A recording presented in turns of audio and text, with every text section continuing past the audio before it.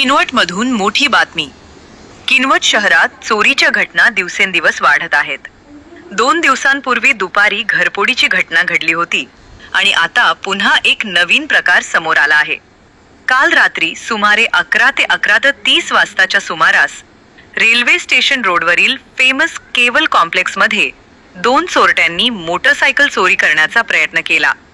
हा कॉम्प्लेक्स नेहमीच गजबजलेला भाग असून येथे हॉस्पिटल आणि अनेक दुकाने आहेत. सीसीटीव्ही फुटेजमध्ये दिसून येते की चोरटे तब्बल अर्धा तास बाईकचे लॉक तोडण्याचा प्रयत्न करत होते, मात्र त्यांना यश आले नाही आणि शेवटी ते पसार झाले. स्थानिक नागरिक आता पोलिसांच्या कामगिरीवर प्रश्नचिन्ह उपस्थित करत आहेत. मागील 2 महिन्यात किनवटमध्ये चोरीच्या घटना अचानक वाढल्याने नागरिकांमध्ये भीतीचे वातावरण निर्माण झाले आहे. लोकांनी पोलीस प्रशासनाकडे कठोर कारवाई करण्याची मागणी केली आहे.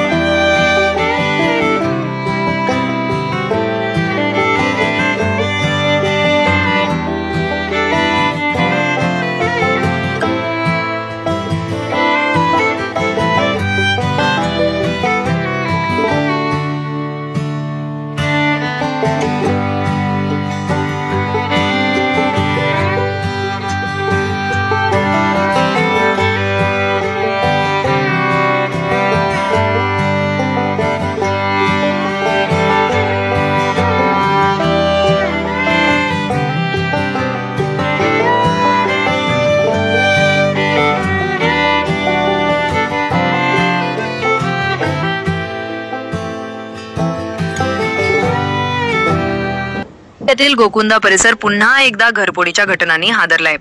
मागील आठवड्यातच गोकुंद्यातील एकविरा मंदिर भागात झालेल्या घरफोडीचा तपास पोलीस अजून करत असतानाच काल रात्री पुन्हा एकदा याच भागात घरफोडीची घटना घडली.